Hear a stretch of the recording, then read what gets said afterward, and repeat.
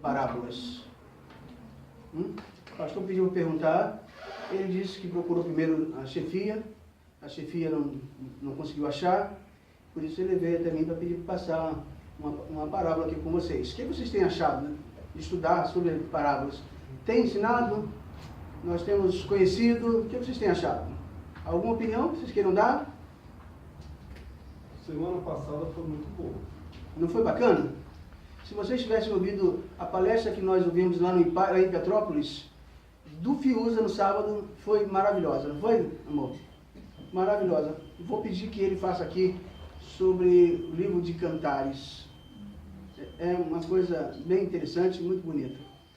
Então eu queria convidar vocês para estudarmos mais um pedacinho, mais uma parábola, que as coisas se perdem. É o capítulo que as coisas se perdem. Abram aí as suas Bíblias, os seus celulares, iPad, seja lá o que for.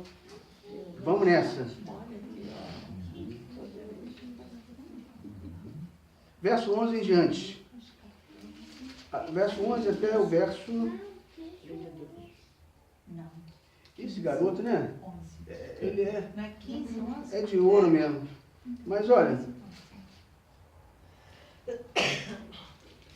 Ok, vai dar o 32 mesmo. Só porque ele falou.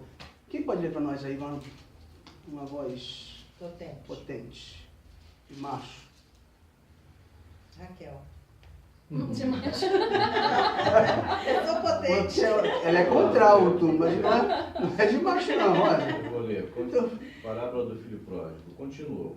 Certo homem tinha 2 filhos. O mais moço deles disse ao pai: Pai, dá-me a parte dos bens que me cabem. E ele lhes repartiu os haveres.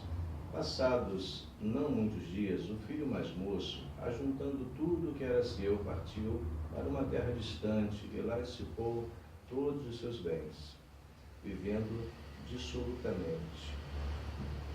Depois de ter consumido tudo, sobreveio aquele país uma grande fome, e ele começou a passar necessidade.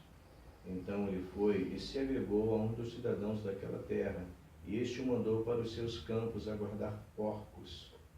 Ali desejava ele fartar-se das alfarrobas que os porcos comiam, mas ninguém lhe dava nada. Então, caindo em si, disse: Quantos trabalhadores de meu pai têm pão com fartura, e eu aqui morro de fome? Levantar-me-ei e irei ter com meu pai, e lhe direi: Pai, pequei contra o céu e diante de ti. Já não sou digno de ser chamado teu filho.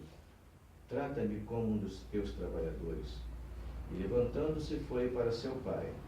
Vinha ele ainda longe, quando seu pai o avistou, e compadecido dele, correndo, o abraçou e beijou. E o filho lhe disse: Pai, pequei contra o céu e diante de ti. Já não sou digno de ser chamado teu filho. O pai, porém, disse aos seus servos: Trazei depressa a melhor roupa, vestiu, ponde-lhe um anel no dedo e sandálias nos pés. Trazei também e matai o novilho cevado. Comamos e regozijemo-nos, porque este meu filho estava morto e reviveu, estava perdido e foi achado. E começaram a regozijar-se. Ora, o filho mais velho estivera no campo, e quando voltava, ao aproximar-se da casa, ouviu a música e as danças. Chamou um dos criados e perguntou-lhe o que era aquilo. E ele informou: Veio teu irmão e teu pai mandou matar o novilho cevado, porque o recuperou com saúde. Ele se indignou e não queria entrar, saindo, porém, o pai procurava conciliá-lo. Mas ele respondeu ao seu pai: Há tantos anos que eu te sirvo, sem jamais transgredir uma ordem tua, e nunca me deste um cabrito sequer para alegrar-me com os meus amigos. Vindo, porém, este teu filho, que desperdiçou os teus bens com meretrizes, tu mandaste matar para ele um novilho cevado? Então lhe respondeu o pai: meu filho, tu sempre estás comigo, tudo o que é meu é teu. Entretanto, era preciso que nos regozijássemos e nos alegrássemos, porque esse teu irmão estava morto e reviveu, estava perdido e foi achado. Quando eu faço algum tipo de estudo, seja qual for, ele precisa primeiro estar direcionado para a minha vida. Primeira coisa, para mim, primeiro. Essa história me remete a algumas lembranças, né? É uma história conhecida de vocês. Eu fiquei pensando assim, vou aproveitar e vou comentar sobre a vida do filho mais velho do que a vida do filho mais novo, que a Bíblia conta. Não sei se vocês conhecem o livro O Maravilhoso Jesus Cristo, de Amin Rodô. Se vocês não conhecem, eu queria indicar a vocês essa leitura. É uma baita de uma leitura, onde ele tece alguns comentários sobre o irmão mais velho, entende? Nós sempre ouvimos boas palestras, muitas palestras sobre o filho pródigo, mas nunca ouvimos falar sobre o irmão mais velho. O pastor Amin Rodô, ele tece algumas informações, ele detalha algumas coisas importantes sobre o filho mais velho que valia a pena, mas que a gente vai deixar para uma próxima vez aí, o pastor falhar no dia, e a gente vem trazer para vocês. Essa história, alguém teria coragem de resumir para mim? Bem assim, rapidamente. História do filho pródigo. Como é que se deu essa história aí? Quem pode me dizer? Vocês leram aí, é o que vocês leram mesmo. Ele quis. Ele quem? O filho mais novo quis sair de casa. Estamos falando de uma família. Uma família, certo? Aí menciona pai, que a sociedade era machista. A Bíblia não é machista, viu? Não é. Os tradutores, as pessoas, a sociedade era machista. Aí estamos falando de uma família, de pai, mãe e quantos filhos? Dois filhos. Então diga aí. Ele quis sair de casa e pediu ao pai a parte dele. O pai dividiu e ele saiu, né? O dinheiro, os amigos estão juntos. Aí ele gastou dinheiro com os amigos, festa, o dinheiro acabou, os amigos deixaram ele de lado. Aí ele tentou emprego, não conseguiu para cuidar de pouco. Deixava nele comer o que os pobres comiam. E lá naquele local ele ficou pensando, os trabalhadores do meu pai têm muita coisa, aqui não tem nada. Se arrependeu e voltou para o pai, mas achou que o pai não fosse recebê-lo e o pai recebeu. Viu? É a história de uma família judia. Você percebe que quando o filho recebe a sua parte de herança, ele vai embora para viver a vida dele, ele gasta tudo e ele arruma um emprego depois de quê, Mário? Cuidar de porco. Vocês sabem que o judeu não come porco? Aquilo é uma vergonha, humilhação, é tudo que você possa imaginar. Mas cá para nós, se essa parábola fosse contada no contexto do Oriente Médio, isso não é muito bem aceito.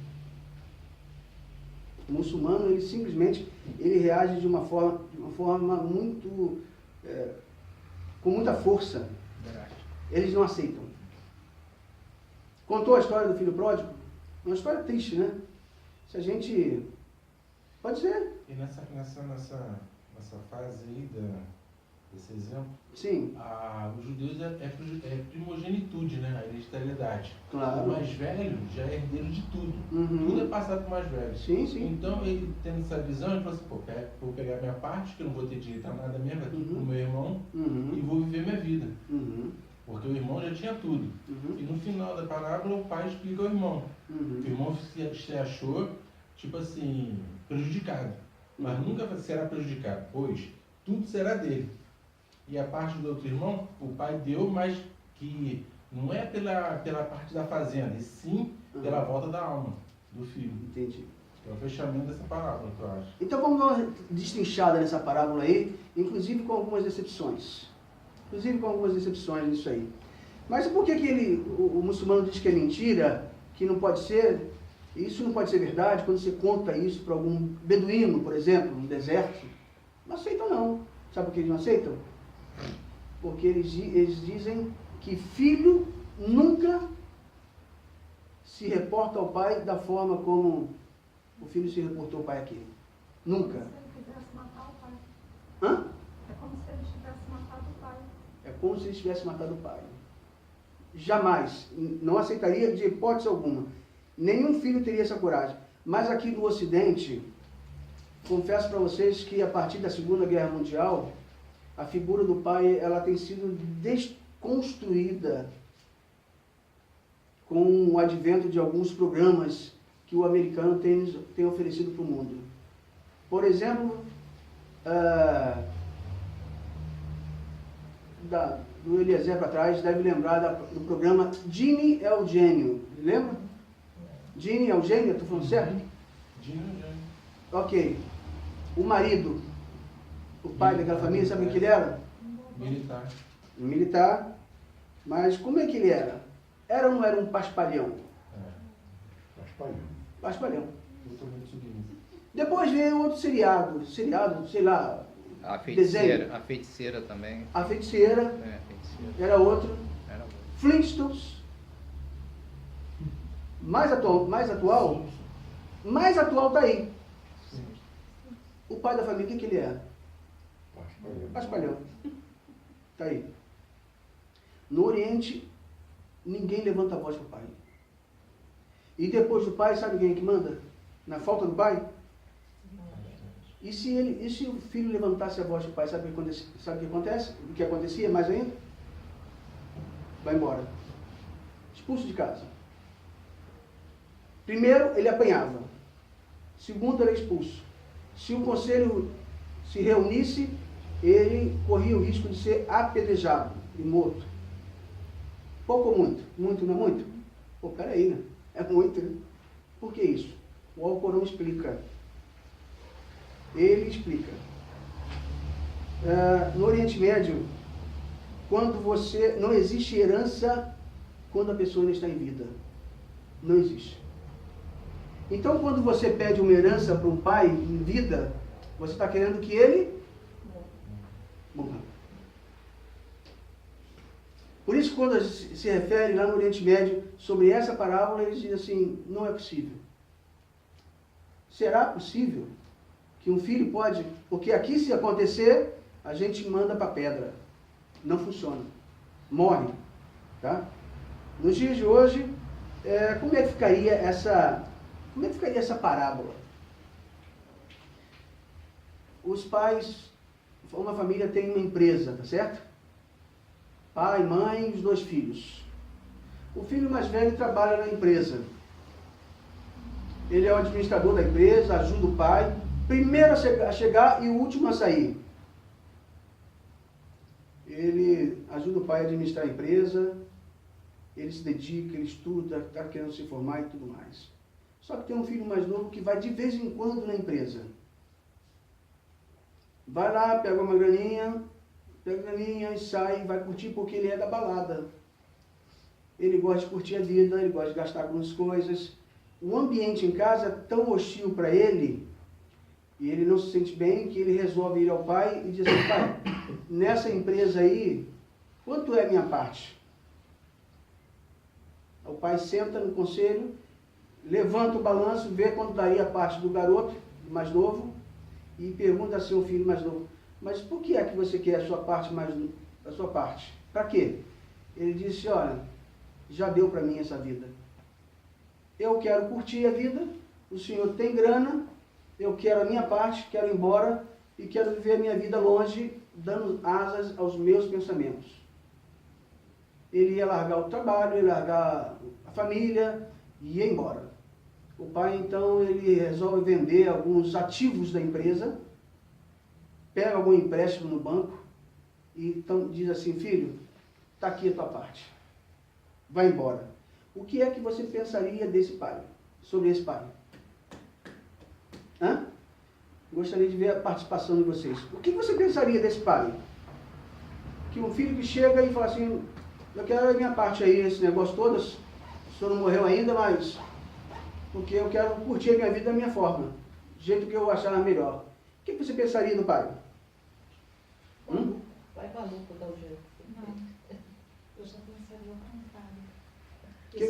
faltou. Sim, é bom, essas opiniões são importantes. Esse pai faltou um bocado de correada, palmada. Correada, viu? Palmada. É, No pai ou no filho? no filho. Faltou, tá? Uhum. Mas hoje, como está proibido você bater, né? Você não pode nem bater, então os filhos hoje, Ah, foi o que você disse, a educação de antigamente era bem diferente. um pouco diferente, né? Quem mais? O que mais aí pensaria sobre esse pai? Acharia ele um bobo fazendo isso, né? Ele não morreu ainda. Não morreu ainda? Aí tá bom. Ele quis ser justo, sim. o pai, né? Eu Ah. acho que o pai pensou ser justo. Mas o que pertencia ao filho? Quis dar uma lição, talvez, também para ele, né? Quis que o filho aprendesse, talvez, né? É, uma lição para o filho, dando o dinheiro para ver como é que ele usaria o dinheiro. Tá. Não feche a Bíblia não, porque a gente vai voltar nela aí, pra gente entender e ver algumas curiosidades interessantes.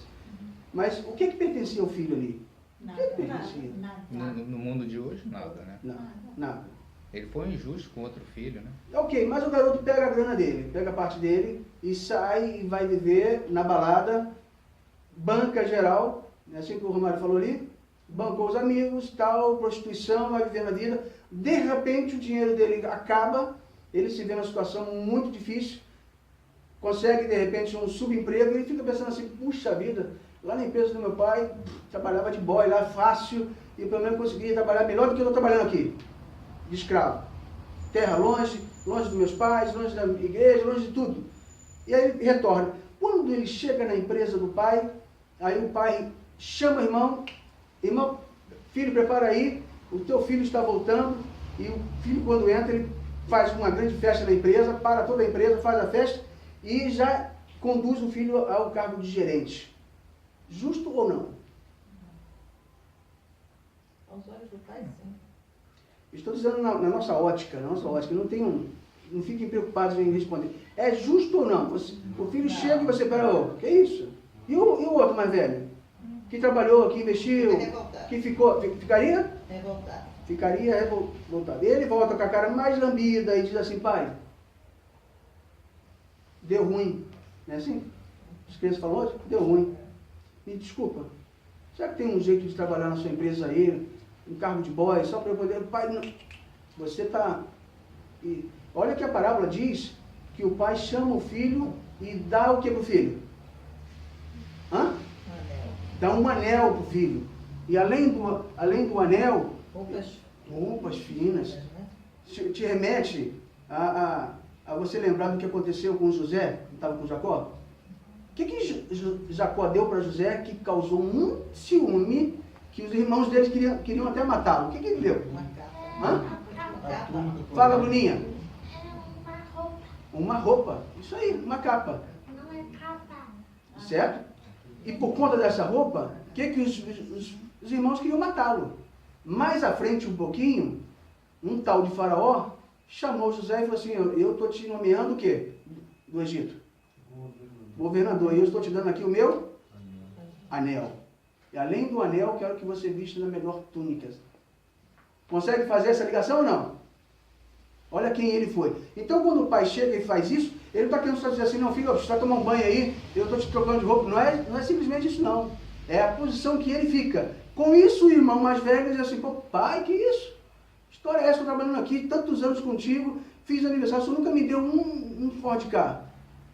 E aí você chega e dá um Focus pro meu irmão mais novo. O pai dá um Focus pro irmão mais novo, dá um Focus pro filho. O Focus o Focus hoje aqui é quase top. Então não tem qualquer um, não é qualquer um que tem um Focus, não é.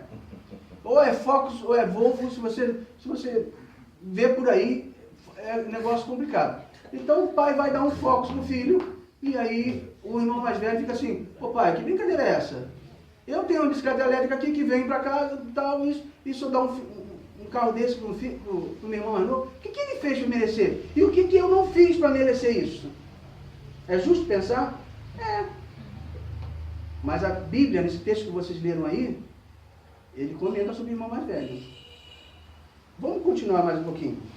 Mas você ficaria indignado como eu também ficaria indignado. Não leve a mal não, Deus está no lugar do lado do irmão mais velho, mas a coisa é por aí. Escândalo, que eu digo para o Oriente, quando ele pensa assim, um filho jamais falaria desse jeito com o pai.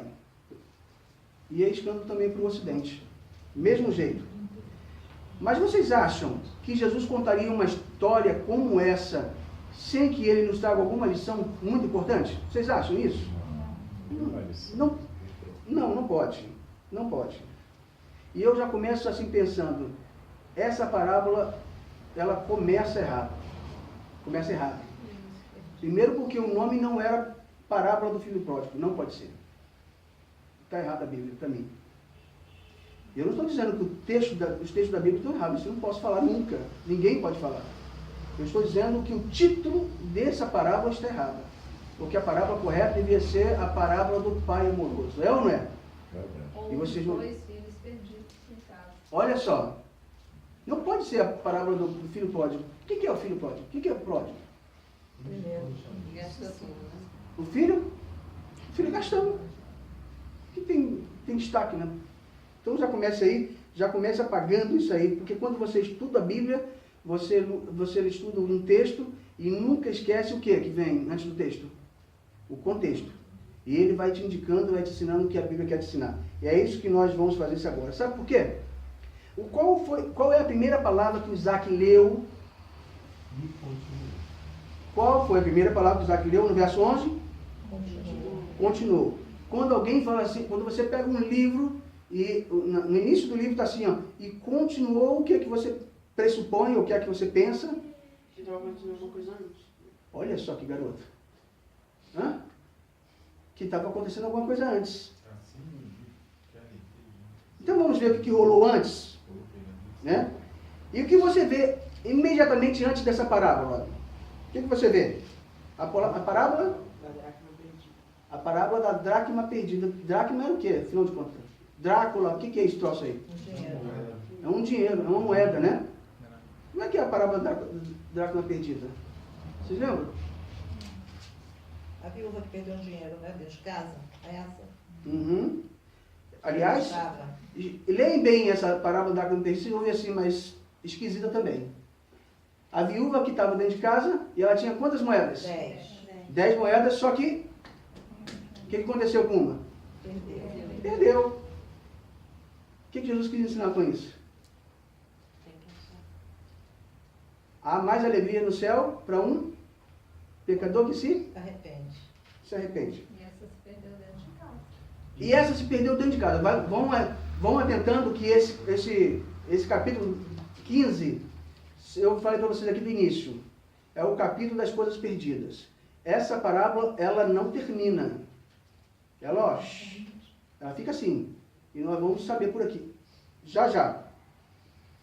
Mas vocês sabiam que na cultura do Oriente Médio, um pai, ele quando a filha ia casar, ele juntava umas moedas, um dinheiro, e ele chamava a filha e dizia assim, filha, guarda. Sabe por quê? Porque quando seu marido for para a guerra, e se por acaso ele não voltar, você tem dinheiro. E esse dinheiro será a tua salvação. Foi por isso que a mulher perdeu uma moeda. E o que ela fez para achar aquela moeda? Varreu a casa. E depois que ela achou a moeda, o que ela fez? Reuniu os amigos, a vizinhança. Foi lá chamar as outras mulheres. Foi chamar a vizinhança e fez o quê? Para se alegrar com ela. Fez festa. Porque achou aquilo que seria a sua salvação. Foi por isso que Jesus falou assim, ó, mas há mais alegria no céu por um só que se arrepende. Olha que coisa linda, né? Então, olha como tem um contexto histórico aí, vocês vão guardando que nós vamos voltar. Só que essa parábola da dracma perdida, no verso 8, como é que ela começa aí? Por favor. Ela começa com uma outra palavrinha. O qual é a Ou mulher.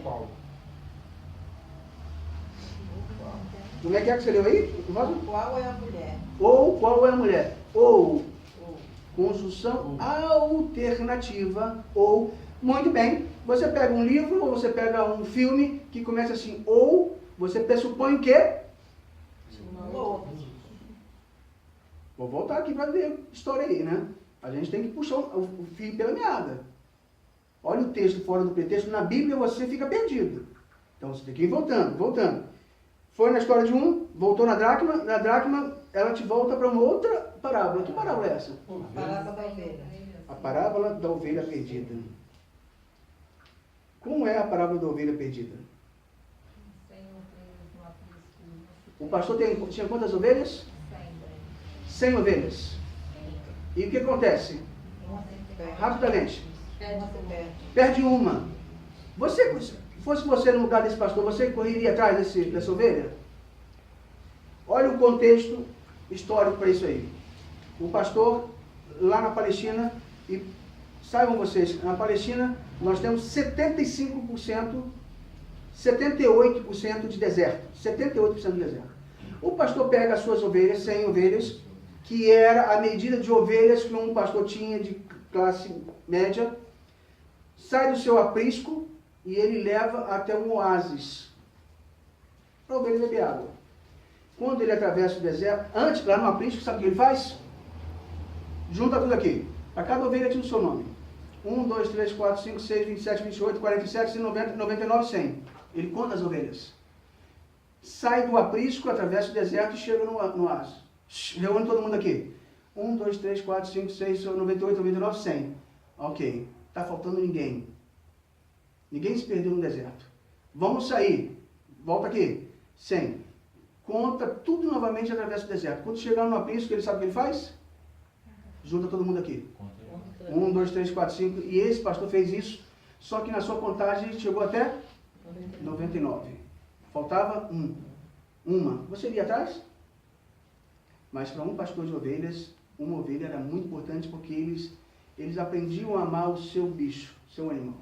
Assim como a ovelha também aprendia, ela identificava a voz do seu pastor. Não sei se vocês já receberam algum vídeo, eu não sou bom para isso, mas de dois pastores nesse vídeo. Um tentando, que não era o pastor das ovelhas, tentando chamar a atenção das ovelhas, a ovelha vem aí. Quando o verdadeiro pastor vem chamar, elas... Olha só como são as coisas. Mas como é que começa a parábola das ovelhas? Vocês sabem, hein? Então pressupõe o quê? Ou... O que se pressupõe então? Está falando alguma coisa... Vamos embora voltar mais um pouco. É ou não é? E aonde que volta? Capítulo 15, verso 1 e 2. Leia isso. Leiam aí, por favor. O verso 1 e 2. Aproximavam-se de Jesus todos os publicanos e pecadores. Nossa, desculpe, Rosa, não ouvi. Eu enxergo mal, mas eu ouvi mal, eu não ouço não. Vamos lá. Aproximavam-se de Jesus todos os publicanos e pecadores para o ouvir. E murmuravam os fariseus e os escribas, dizendo, este recebe pecadores e come com eles. Tá. Olha aqui. Vou pensar que vocês veem na cena comigo, nesse cenário, junto comigo aqui. Aproximaram-se de Jesus quem? Todos os publicanos e pecadores. Onde é que estava Jesus aí nessa cena? Vamos fazer um cenário. Jesus estava onde? Na casa de um republicano. Quem era o republicano? Quem era o republicano? O republicano não existe mais. Quem era o republicano? Existe hoje em outra situação. O republicano era o cobrador de impostos. Pior disso tudo. O republicano, ele cobrava os impostos para Roma e ele depositava. Acontece que o republicano eram os judeus que queriam trabalhar para os romanos para cobrar os impostos e jogar para Roma. E eles não cobravam exatamente aquilo que Roma mandava. Eles metiam mais 5 a 8% em cima. Porque esses 5 a 10% em cima seria o... Era deles. Era deles. Eu queria morar num país assim, não. Mora no piorzinho. Tem que procurar um melhor. O republicano, todo republicano, ele deveria ser perito em contas. Geralmente ele trabalhava no Ministério da Fazenda do governo de Roma, ou então eles eram contadores. Falou rápido, né? Contadores. Contadores de história, né? Rapaz, ter raiz é velho, né? A raiz dos contadores vem dos babilônios e passa pelos malditos republicanos. Jesus estava numa casa de republicanos E ele estava fazendo o quê? O que é que você leu aí, Rosinha? Jesus estava comendo, né? Ah, peraí. Jesus estava comendo. Não estava dando estudo, nem estava pregando. Ele estava comendo. E aí aparecem lá quem? Republicanos, publicanos e pecadores. E os escribas. Os escribas e os fariseus. O que eles fazem? Comem com eles. Jesus. É? Come com eles. Os escribas e os fariseus. O que eles fazem? Jesus murmuram. Murmuram de Jesus. Eles entram na casa? Sim, E apontam. Não entram na casa. Não é, só aponta. Não entram. Por que eu vou entrar lá? Só tem Não pecador entra. e publicano. Não passo ali. Lá de fora da casa eles... Caralho. Olha ele lá que está fazendo. Ele come com os publicanos. E ele come também com os pecadores. Os milagres de Jesus foram sempre muito bem aceitos, sabiam disso? Sempre foram muito bem aceitos por eles. Passaram a não ser aceitos no momento que Jesus começou a curar os leprosos, os doentes. Porque para os judeus, os doentes, os leprosos e aqueles que tinham problema... Eram imundos, né? Eram imundos e eles estavam pagando o quê? Lá de trás. Para eles, os escribas e fariseus, Jesus deixou de ser interessante no momento que ele enxertava essas pessoas no convívio deles. Está fora para mim. Ele come, ele vai na casa dos pecadores, ele come com os pecadores. É isso que ele estava dizendo. Tá? E eu continuo dizendo o seguinte, esse é o problema do legalista. Vocês sabiam disso? O que é o legalista? Vocês sabem? O que é o legalista? É aquele que vive debaixo da lei, aponta, você não fez, tem que pagar e tudo mais, esquece que ele pode estar vivendo dessa forma, que as pessoas que... Esse é o legalista. Mas o legalista, isso é muito importante. Por quê? O legalista ele diz assim, eu odeio o pecador, mas eu preciso que ele exista. Porque ele existindo, eu tenho argumentos para fazer o que eu faço. Entendeu? É por isso que existe o legalista. Sempre vai ter alguém. E aí Jesus começou a inserir essas pessoas no meio de todos e provocou todo esse ódio por parte dos escribas e dos fariseus. E é por isso que ele era perseguido. Não por causa de milagres. Você perseguiria alguém por quando esse alguém fazer milagres? Você perseguiria? Só se você fosse tolo. Você não perseguiria nunca. Tanto que os judeus pensavam assim, ter um rei desse hein, seria nada mal. Um rei que alimenta 5.000 pessoas com poucos pães, poucos peixes. Ter um rei desse que faz pessoas se levantarem e tal. Quantos homens nós teríamos no exército? Aquilo passou a ser interessante. Mas juntar aqui, não pode juntar aqui. Eu faço isso, eu sou aquilo, tudo mais. Esse é o legalista. Pergunto a vocês, eles entraram em casa ou não? Ficaram murmurando. E aí Jesus se levanta naquela casa, vai até a porta da casa e diz assim, o que está pegando aí? O que foi? Qual é o problema? E o que eles disseram? O Senhor come com pecadores. E o Senhor quer inseri-los no meio de nós. E isso é um absurdo. Aí Jesus falou assim, tá legal. 3 para vocês. 3 histórias. Aí ele vem contando, a primeira parábola foi qual? A da ovelha. A da ovelha perdida. Depois a da dracma. Depois veio a dracma perdida. E depois? A do filho pródigo. Depois vem a do filho pródigo.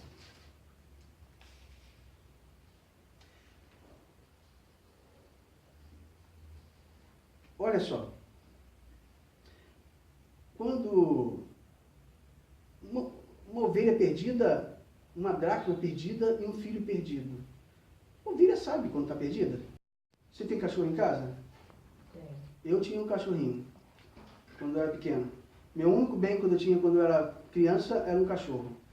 Eu ia para a escola e o bicho subia num ônibus atrás de mim. Aí a gente botava o cachorro para fora, que o motorista não deixava. Aqui, como eu estudava na Anitta Garibaldi, no Galeão, morava no Cacuia, na Portuguesa o motorista não aguentava, botava o bicho para fora, porque o ônibus estava cheio.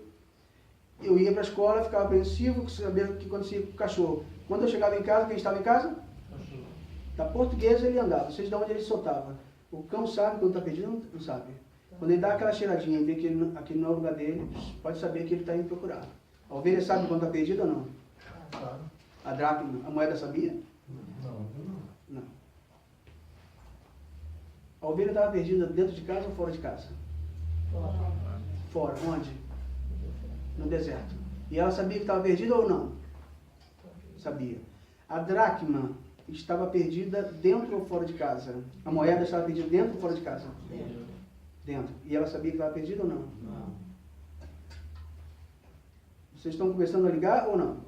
Uma coisa com a outra. Um está perdido fora de casa e sabe que está perdido.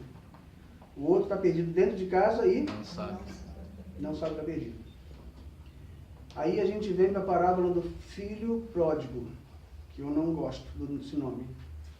Temos um pai, temos um filho perdido fora de casa, e eu posso dizer para vocês que temos um filho perdido dentro de casa ou não? Pode. Por quê? No verso 11, capítulo 15. Desculpa, verso 12. Desculpa, verso 13. Não, verso 12. Verso 12. Lê para mim aí, Kel, verso 12 todo aí, por favor. O mais moço deles disse ao pai: Pai, dá-me a parte dos meus bens que me cabe, e ele lhes repartiu os haveres.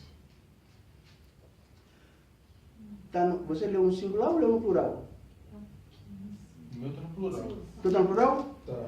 Está no plural? E ele repartiu por eles a fazenda. E ela leu também ali, ó. E lhes repartiu a herança. Lhes repartiu quer dizer o quê? Os dois. Dividiu para eles. O outro ganhou também ou não ganhou? Bico calado, certo? O filho mais novo voltou e falou falou tudo aquilo, se arrependeu e o pai aceitou de volta. Acontece que quando o filho mais novo foi ao pai e disse assim: pai, ó, já deu para mim, estou indo embora, me dá a minha parte. Na cultura oriental, o filho mais velho deveria, ó, cala a boca, não faça isso, toma na cara, pá, na hora. Não aceito que fale assim com meu pai, chama os conselhos, tem que apedrejar, porque ele não pode falar nunca assim com meu pai. Sabe o que o filho mais velho fez? Sapato. Porque ele também? Queria a parte dele. Ele também ganhou a parte dele. Então temos a história de uma ovelha perdida que sabia que estava perdida, a moeda perdida dentro de casa que não sabia que estava perdida, e temos a história de um pai e de dois filhos, um perdido lá fora e um perdido dentro de casa. Um sabia que estava perdido, reconhecia que estava perdido, tanto que ele voltou, e o outro Não reconheci. não reconheceu. Vocês concordam que o filho mais velho estava perdido ou não? Claro. A única diferença entre os dois, sabe qual era? O filho mais novo era mais sincero com seus sentimentos. E o outro, para mim, não passava de um hipócrita. Vale para vocês também? Combinamos ou não? Um hipócrita. Não justifica que é correto o que ele disse. Não está dizendo isso aí. Está dizendo apenas que ele está sendo honesto no que ele está dizendo, está sendo sincero. E o outro não foi sincero. O outro não foi sincero, não foi honesto. E quando o perdido fora de casa retorna ao pai, o perdido de dentro de casa não aceita. Entendeu? Quando o irmão mais novo, perdido que estava fora de casa, retorna, aquele mais velho que estava perdido dentro de casa, não aceita e fica na porta reclamando. A parábola que vocês leram aí, que o Isaac leu, termina assim. Ficou na porta reclamando. Na porta reclamando. A parábola não tem final, não tem fim. Sabe por quê? Porque ela volta para o início. Agora preste bem atenção como é que ela volta para o início. O início está mesmo. Quando Jesus está falando para os escribas e fariseus, ele está dizendo assim, lá na porta, lembra? Na porta da casa? Os escribas falam tal, e Jesus vai até a porta. Aí Jesus diz assim para eles: vocês vão entrar na casa e festejar comigo, porque um pecador se arrependeu, ou vão ficar aí murmurando? Certo? Jesus está na porta também, falando para o seu filho o quê? Você vai entrar e festejar comigo o retorno do seu filho, ou vai ficar aí fazendo o quê? Reclamando. Ou seja, você tinha ovelhas perdidas dentro de casa, que sabiam que estava perdido, moedas perdidas que não sabiam. E eu quero dizer uma coisa para vocês, para nós terminarmos aqui. Os que estavam dentro de casa representavam que filho? Mais velho, perdido. E o que estava fora, perdão, estava dentro mais velho. E o que estava fora representava o filho mais novo. Se arrependeu. Que se arrependeu. Os fariseus e os escribas representam o filho mais velho. É interessante ou não é interessante essa parábola? O meu caso aqui é só do filho pródigo, do pai amoroso. Não são dos outras não. Das outras o pastor certamente vai falar com vocês. E eu não posso entrar nessas parábolas. E eu termino aqui perguntando para vocês assim, como eu perguntei para mim. Qual dessa turma toda aí eu represento? Você é qual? Você está perdido fora da igreja? Você está perdido dentro da igreja? Ou você é um que se rebelou contra Deus e diz assim, eu perdi isso, Deus não foi justo comigo, não foi isso, não foi aquilo, eu quero ir embora. Quantas vezes eu já ouvi isso de pessoas? Por que Deus permitiu isso? Por que Deus fez isso? Como se Deus fosse o responsável por todas as mazelas que acontecem por aí. Ovelha, dracma, seja o que for que você acha que você é, não esqueça de uma coisa. Para todos eles, tem alguém procurando por você. Para a ovelha perdida tinha quem? Pastor. E ele não desiste dela. Ele voltou no deserto. Eu não estou dizendo para você voltar para a cidade, não, porque na cidade, aqui até lá, você tem alguns bares e a gente toma um H2O. Esse pastor, ele voltou pelo deserto à procura da sua ovelha. Enquanto ele não achou, e ele fez festa com ela.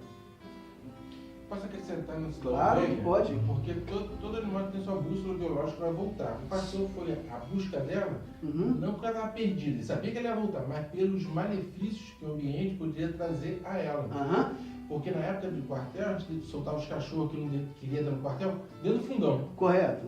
Uma semana e meia, estava tudo na porta. Tudo voltando, não estava? Tudo na porta. Mas Alguns mancando, outros machucados, mas voltavam. Então eu vou em cima do comentário dele. As ovelhas, elas não têm um senso de direção apurada. Só e acabou, não conseguem chegar a nada. Elas são completamente dependentes dos seus pastores. Completamente dependentes dos pastores. Por isso que o Salmo 23 fala assim, e ele me leva a pastos verdejantes, ele quem o pastor leva.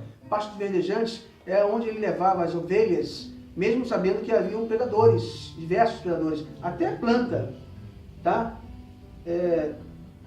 Picada de cobra, planta venenosa, que os pastores tinham que cavar, colocar fogo e matar aquela planta para que o seu bichinho não viesse e comesse aquela planta e morresse. As ovelhas não tinham qualquer senso, não tem qualquer senso de direção. Entende? Isso é verdade. Hã? Isso é verdade. Eu já criei ovelhas e elas não vão no local onde elas têm que dormir se vocês não chamar e não levar. Elas não vão, dormem lá e se pegar chuva pode dar pneumonia. Não sabe nadar, tem medo de água, é por isso que o Salmo 6 fala assim, e levam mansamente as águas tranquilas. Porque quando chovia, as águas desciam do deserto da Judéia, aquilo dava medo nas ovelhas. E os pastores sabiam disso. E o seu pastor falou assim, eu sei que ela tem medo, então eu vou levá-la à água tranquila. Ele fazia o seu poço, ou eles cavavam, ou eles levavam águas tranquilas. É assim que se dá com Jesus. Ele sabe onde nós temos medo. Ele sabe o que nos provoca medo no nosso dia a dia, se isso é o nosso trabalho, se é o nosso relacionamento. Ele sabe onde nós temos medo. E sabe o que ele faz conosco? Ele se preocupa, ele nos leva a águas tranquilas. Nos leva a águas tranquilas. Você vive apreensivo no mundo de hoje? Todos nós vivemos preocupados. Mas a Bíblia fala nos Salmos que nós devemos confiar nele, não é isso? Confie em Deus e tudo se fará. O pastor é essa confiança. A dracma perdida, a dona da dracma perdida é Jesus que vai atrás de você. Mesmo que você se perca, mesmo aqui dentro de casa, dentro da igreja. Está estudando a palavra de Deus e há igrejas diversas, que pessoas lotadas, que tem pessoas perdidas dentro delas. Diversas. Deus está procurando por elas também. E Deus tem achado essas pessoas. E você tem sido um braço de Deus para poder achar essas pessoas no estudo que nós fazemos aqui. E o filho pródigo, aquele que vai e gasta tudo, somos nós também que nos arrependemos, que resolvemos viver a nossa vida da forma como nós achamos, como nós pensamos, de que temos condições, estudamos para isso, e nós batemos a cara, fracassamos, e mesmo assim tem alguém atrás de nós, a nossa procura. É o pai que está lá. Sabe o que a Bíblia diz? O pai estava em cima da laje, sempre avistando para ver se o filho voltava. E quando ele avistou o filho, ele desceu para abraçar o filho. É assim que Deus faz conosco também. Não há buraco que você desça que você possa fugir de Deus. Não há. Que Ele não possa te alcançar. Não há distância que você possa ir de Deus que Deus não te alcance também. Não há perguntas que você tenha que Deus não tenha resposta. Só peço uma coisinha para vocês. O seu papel no plano de salvação de Deus para o homem é não atrapalhar o plano dele. Não atrapalhe Deus. Não atrapalhe. E além de não atrapalhar Deus, depois que você for salvo por Ele, não atrapalhe que Ele também salve o seu semelhante. Mas ele também, ela também, mas o cara fazia isso, fazia aquilo, e ela também fazia aquilo, tudo mais. Que história é essa? Você está sendo uma pedra. Você está sendo um empecilho. Você não está sendo cristão e está sendo usado pelo inimigo. Nesse plano de salvação de Deus, deixa que Ele faça o trabalho dele. Você só tem que fazer o seu trabalho, sabe qual é? Voltar para Ele assim como o filho pródigo voltou. Arrependido e reconhecido de que não há prazer maior do que nos braços de Jesus, próximo dele, e no estudo dessa aqui, ó, essa palavra. Essa palavra, ela te ensina, ela te liberta e ela um dia vai te salvar. Deus abençoe vocês. A música que o Isaac escolheu certamente fala sobre essa experiência dessa parábola. Não tem música para tudo assim, não. Número 8. Vamos lá, número 8. Da sua coletânea. Seja quem for você nessa história toda aí, permita que Jesus te alcance. Vá para os braços de Jesus quando as coisas não estiverem dando certo. Clame que Ele virá até você. Vamos cantar? O céu azul foi Jesus prepara um lar pra dar a quem a vitória alcançar. Anelo conseguir a vida do porvir. Com fé no meu Senhor Jesus.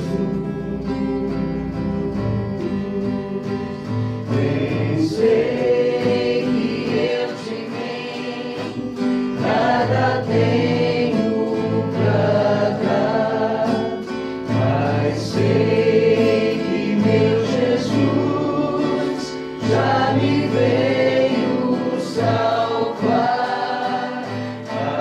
Agora quero eu ter fé no coração, até seu rosto ver. Amém. Vamos ver, vamos orar? E assim se comprova o que diz a palavra, que toda a Escritura é inspirada. Não tem nada que Jesus tenha jogado e a gente acha um absurdo. Isso não valeu, isso não foi para esse tempo. Não tem nada. Tudo valeu a pena, porque toda ela é inspirada. E espero que tenha falado no seu coração. Vamos orar? O Senhor poderia orar por nós? Senhor, nós agradecemos esse momento que passamos ouvindo a Tua palavra. Amém. O Teu ensinamento, meu Pai. Amém. Agora iremos para as nossas casas. Esperamos que o Senhor continue na nossa presença. Amém. Nós agradecemos por tudo neste momento que foi muito bom para todos nós. Em nome do Teu Filho Jesus Cristo. Amém. Amém.